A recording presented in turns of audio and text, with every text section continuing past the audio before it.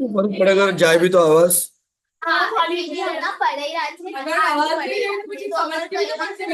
नहीं होशियार से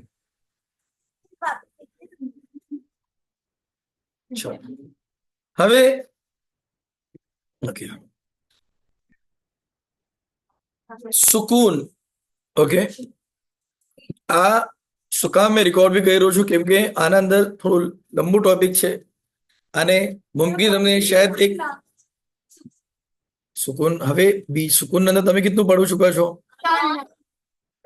મીમ અને રો ને હવે નૂન નો છે ये मीम નો છે ઇદગામ શફવી અને ઇખફા શફવી બે મીમ ના કાનૂન છે રો પડી ચુકા છો કલકલો આ तीन चीज છે મેં પાછા यहाँ पर एकदम शॉर्ट ના અંદર એક તો સુકૂન ના અંદર જે પાર્ટ આવે છે જે કલકલો આ હુકુમ નું નામ છે કલકલા ના અંદર કયા કયા હરુફ છે કફ તો બા જીમ અને દાલ આમાંથી કોઈ બી લેટર ના ઉપર જે વખત કે જઝમ આવે તો શું થશે કલકલો થશે અને ઇકોની શાકિલા થશે ઓકે આ કો અબ બરાબર છે એના સિવાયના કોઈ લેટરના ઉપર તમે આ ઇકો કરો તો એનું નામ જે ગલતી કહેવાય છે ખબર છે શું ગલતી કહેવાય છે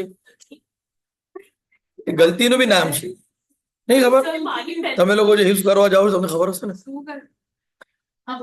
કાફ તો બા જીમ દાલ આ લેટરના સિવાય તમે કોઈ બીજા લેટરમાં સર અલ કરી નાખો તો શું ગલતી કરો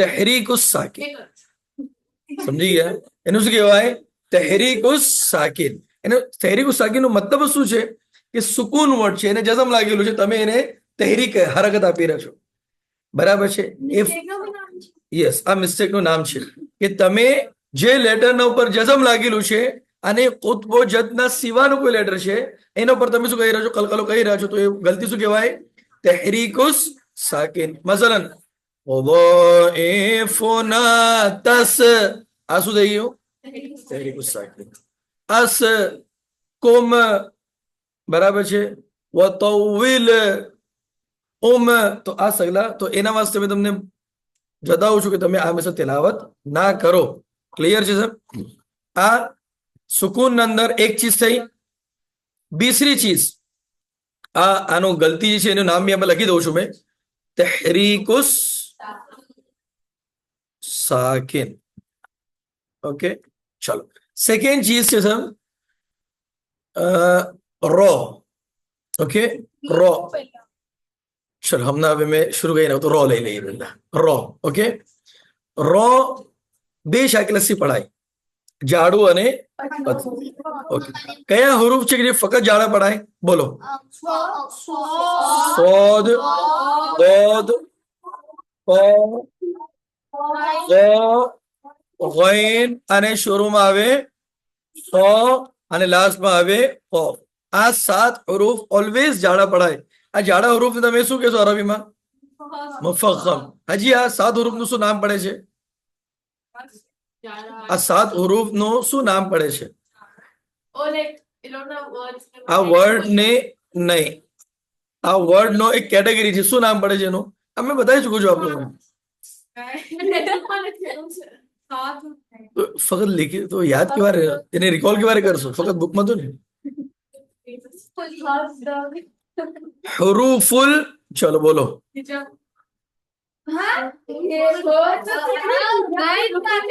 હુરુફુલ ઇસ્તિલા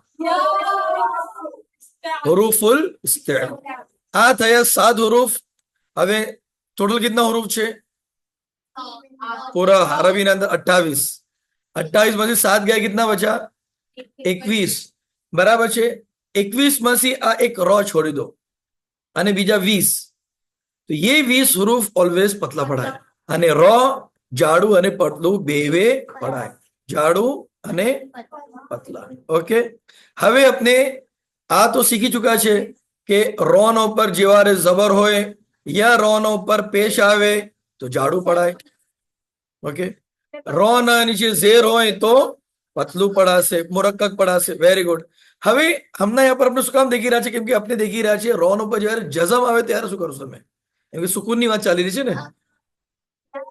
વર્ડ છે તો હવે આપણે એને કેમ જજ કરશું? હશે તો એ ચાલુ કરાશે. પાછા બોલો.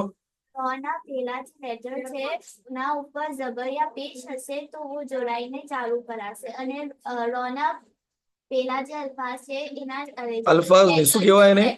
હર્ફ. હર્ફ, હા. હશે તો એ જોઈન થઈને પતલું પડાશે. મફહૂમ થયું સગલાને? સગલાને મફહૂમ થયું? બતાવું છું ને હમણાં એક એક ચા લઈ લે કે રો ના ઉપર જઝમ હોય તો એના પહેલા લેટર ચેક કરો. જો એના ઉપર જબર યા પેશ હોય તો જાડું પડાશે. ઓકે.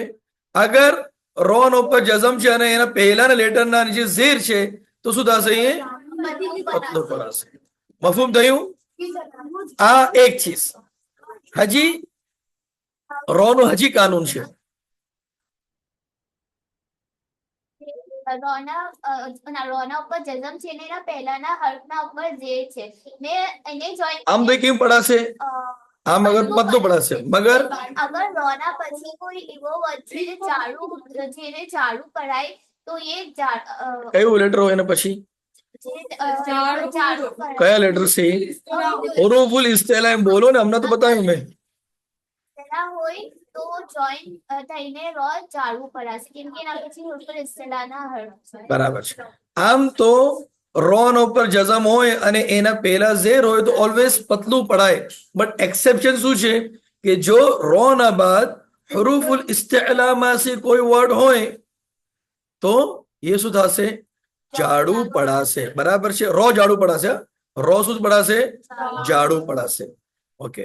આ ઇતનું આપણે શીખા. હજી એક રો નો હુકમ છે જે આપણે હવે શીખી રહ્યા છે.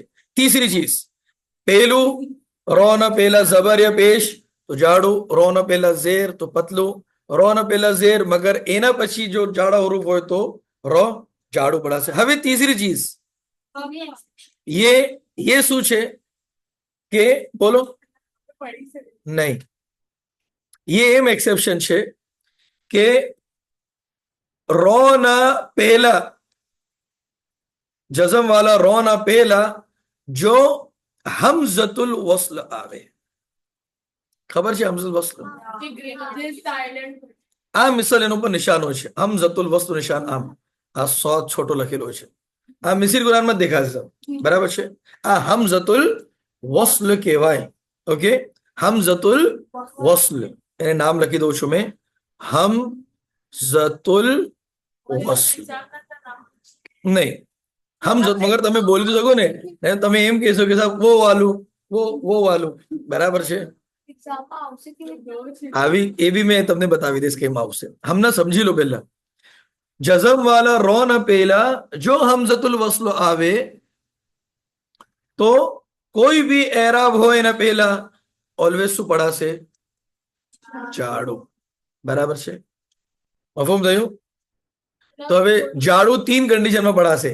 एक तो जबर या पेश हो तिवारे एना पहला, बीसरू अगर हुरूफुल इस्तिला होय तो भी जाड़ू पड़ासे. पाछो તમે देखो ना देखो कि ज़ेर होय तो भी जाड़ू पड़ासे.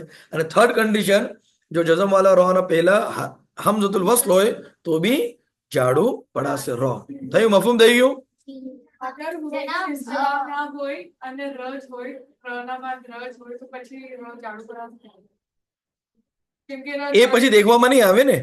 એ ભાઈ દેખો એને એ તમે પછી એના પહેલાના લેટર ને દેખશો. That's it. ઝેર હોય તો પતલું, જબર હોય તો જાડું. ઓકે. હા. કોઈ भी एराब હોય, કઈ भी एराब હોય मगर આ જાડું જ પડાશે. એક્ઝેક્ટલી. ओके. समझ पड़ेगी? હવે आप लोगों ने वो किताब देखो છે. હા મને આનો પર આનો એક્ઝામ્પલ બતાવી દઉં છું કયા સફા પર છે. देखो आ છે આ વાળું સફા નંબર 98 ના ઉપર છે. આપો સર જલ્દીથી કિતાબ પાસ કરો. સફા નંબર 98 ના અંદર 98 સફા નંબર 98 90, 91, 92, 93, 94, 95, 96, 97 અને 98. મને નહીં ખબર, મેં તો તમને ગિનતી એને બતાવી 98. 18 સફાના ઉપર देखो यहाँ पर आ चौथो हिस्सो फरहबून वरकऊ वरजुकु वरहमना वरऔ પછી ઇનીર ઇનીર देखो देखो આ વાળું देखो ઇનીર શું પડશો ઇનીર ઓકે ઇનીર તબતુમ લીમનીર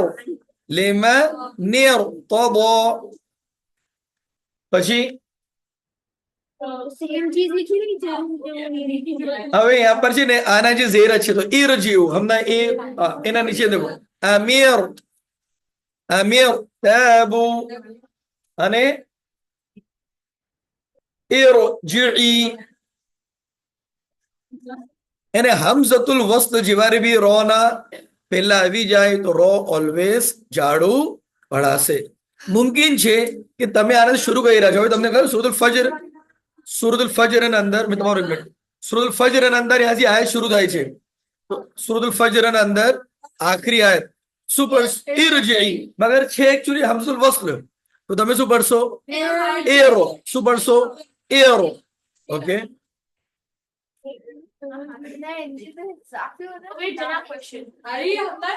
બોલો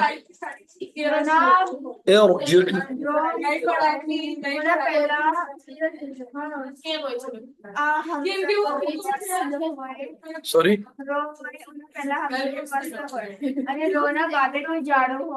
એ તો જાડું હોય કે પતલું હોય તમે જાડું જ પડવાનું છે સિમ્પલ છે અગર એના પહેલા હમઝુલ વસ્ત હોય તમને કોઈ ચીજ ચેક કરવાની જરૂર નથી જાડું જ પડી લો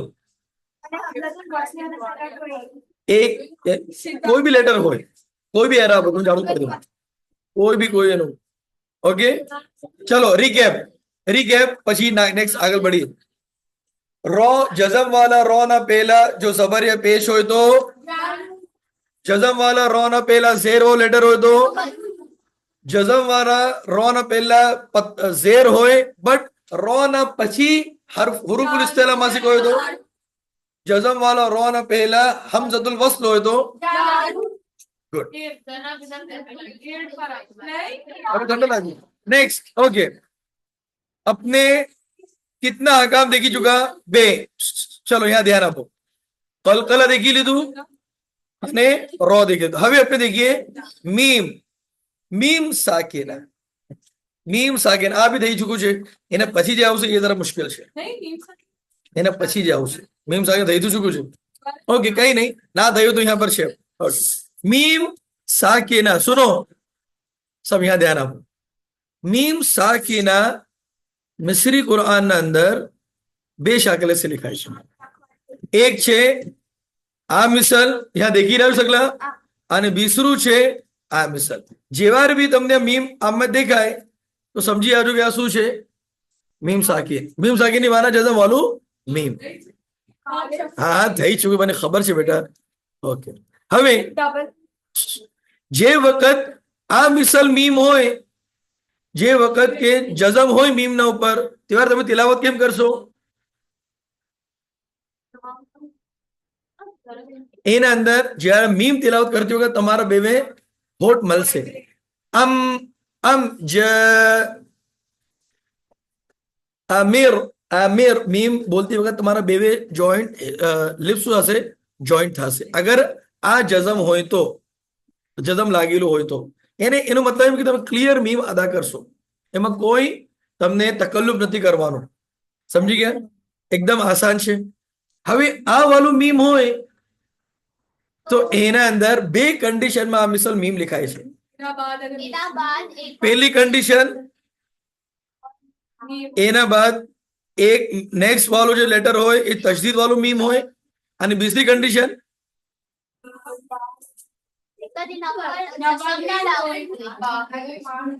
બા હોય એના પછી નેક્સ્ટ લેટર શું હોય બા હોય આ બે કન્ડિશન ના અંદર સગલે ધ્યાન આપી રહ્યા છો मैं पूछीश ओके आ बे कंडीशन अंदर मीम आ शाकिला से लिखा से एक तो नेक्स्ट लेटर तजदीद वालू मीम होए या नेक्स्ट लेटर बा होए હવે જે વખત કે તજદીદ વાળું મીમ હોય તો આ હુકુમ નું નામ પડે છે બોલો શું છે ઇદગામુશ શફવી આનું નામ બી શું કામ પડે છે એ બી બતાવી દઉં છું મેં કેમ કે ઇદગામની શું માના? ગામ એટલે ગામ યાર ઇદગામની માના જોડી દેવું. બરાબર છે. ઇદગામ શું થઈ રહ્યું છે કે આના પહેલા જે બી લેટર હશે ને, આ મીમના પહેલા, દેખો મેં કા બતાવી રહ્યો છું, આ મીમના પહેલા જે બી લેટર હશે, જે બી, ये डायरेक्टली આ વાલા મીમ સાથે જોડાઈ જશે. આ વાલું મીમ નહીં પડાય, તો એ થઈ રહ્યું છે ઇદગામ. બરાબર છે. આ વાલું લેટર ડાયરેક્ટ આ વાલા લેટર સાથે મિલી જશે, આ વાલું મીમ નહીં પડાય. એના વાસ્તે એને ઇદગામ, ઇદગામની માના જોડી જાઓ અને આ મીમ સ્કીપ થઈ જશે. મફહૂમ થયું? એટલે તમને તેલાવતના અંદર કે વધારે ફરક નજર નહીં આવે. તમે વખત આ મીમને આ મીમ સાથે જોડી દેશો અને આ મીમ નહીં પડો. બરાબર છે. અને બે હરકત ગુન્નો કરશો. આ મીમ, આ વાલો કિસ્મ જે છે, આનું શું નામ પડે છે? હવે શફવી, સોરી, यहाँ पर શફવી રહ્યું. શફવની શું માના?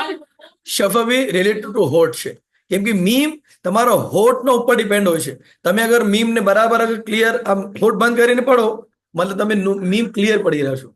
ઓકે, ચલો આવો. હવે મીમના બાદ જો બા આવે તો એનું નામ પડે છે, બોલો શું પડે છે નામ? એ તમામ છે ને ઇખ્ફાઉ શફવી. શું પડે છે? ઇખ્ફાઉ શફવી. હવે તમે વાત કરવા લાગી હશો છે ને? હવે તો ચીટ ચેટ બી કરવાની ને આપને. હમણાં મત પૂછો, પાછી બાદ પૂછો. ઇખ્ફાઉ શફવી. સુનો, મેં તમને એમ કીધેલું કે મીમ બોલતી વખત તમારા બેવે લિપ્સ મિલશે, મગર આ વાલું જ્યારે મીમ આવશે ત્યારે તમારા લિપ્સ મિલશે નહીં મિલે. મિલશે આના અંદર? નહીં મિલે. એના વાસ્તે એનું નામ છે ઇખ્ફા. અને તમે મીમને થોડું છુપાઈ રહ્યા છો. તમે ક્લિયર મીમ અદા નથી કહી રહ્યા. તમે એમ બોલી રહ્યા છો મીમ બાદે નહીં, મીમ બાદે. તમે મીમને થોડું છુપાવી રહ્યા છો. कितना हुआ? 38 no times. Yes, 45. Okay okay okay, बस एक मिनट जरा